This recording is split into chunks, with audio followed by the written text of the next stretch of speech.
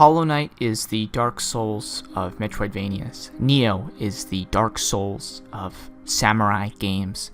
The Toyota Corolla is the Dark Souls of real-life Hot Wheels. So many developers nowadays are trying to make the, quote, Dark Souls of whatever genre, but even their numbers pale in comparison to the sheer quantity of stupid, idiotic critics making these seemingly arbitrary Dark Souls comparisons for every game that features a stamina bar and a hint of difficulty because if the game doesn't wipe your ass with a lotioned silk handkerchief.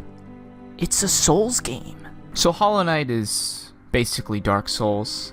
It's actually really hard to avoid the comparisons for this one, not because of its difficulty, but rather their similar core mechanics. Hollow Knight's death punishment is very similar to the Bloodstain system, but imagine the Bloodstain can fight back like an upset housefly, weak but rather annoying. Hollow Knight's healing system is actually one of its more brilliant mechanics, and in some ways I think it's superior than Dark Souls 1's Estus Flasks, since in Hollow Knight, your healing resource is also your mana pool.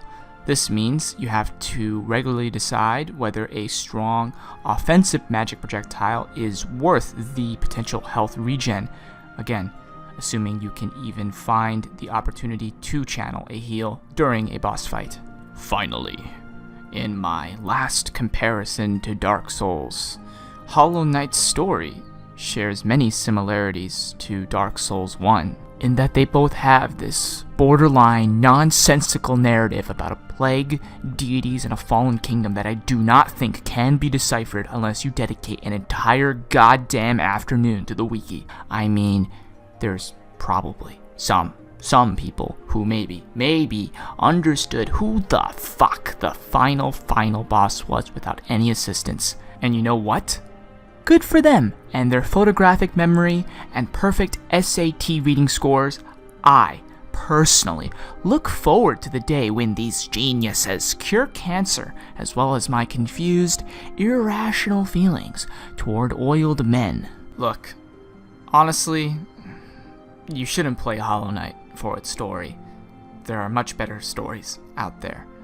But you should play it because of its atmosphere and gameplay. You should play it because it's $15, regularly $10 on sale. So if your depression's on a tight budget, this game is one of the best ways to temporarily muffle those siren songs in your head, begging you to put that cold barrel in your mouth and your twitchy finger on the trigger. I haven't even talked about Hollow Knight's combat yet, which is just so fucking... It's okay. It's better than average. You have no armor, 1 weapon, 3 special attack moves, 3 magic spells, 3 upgrades to those spells, and...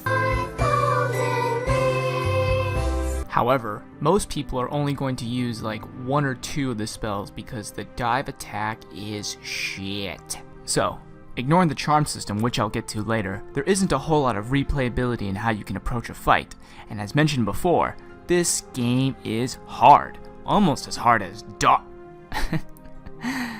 I'm not gonna say it. I'm not gonna say it. I made a promise, and I'm never going to go back on my word, and that's my ninja way.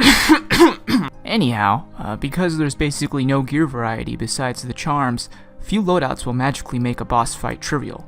Most of the time, you'll just have to get good at memorizing a boss's fight patterns. Like me. We had the clip. Yeah, just hold on, just chill the fuck out.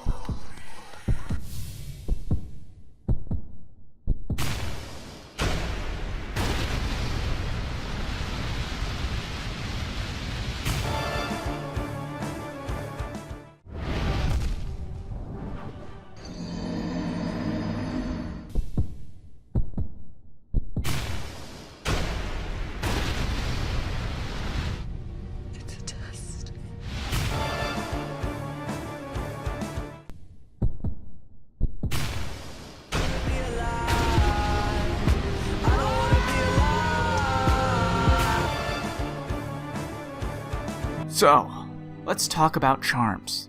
Most of the customization in this game actually comes from the charm system. You have several charms to choose from, Some offensive, some defensive, but a few, like the compass, feel required for about 90% of the game. Though a cool trick is to replace charms like the compass with a more combat-oriented charm before a hard boss fight. Still, the charm system felt way more limiting than the number of charms and notches would imply. The graphics are great, as you can see. The free DLC is cool too, though I would argue that finding the Grim Troop, a rather significant aspect of the Grim Troop DLC, requires a certain degree of dumb luck. That said, this isn't necessarily a complaint, because personally I found the real draw of this game, beyond its atmosphere and combat, to be its secrets. There are just so many secret walls, optional boss fights, and hidden areas that it really feels like there's a second game underneath the surface. Look, this game is so much fun that I even wanted to play it when I was back home in Hawaii, where I could only use my 2012 ThinkPad T430.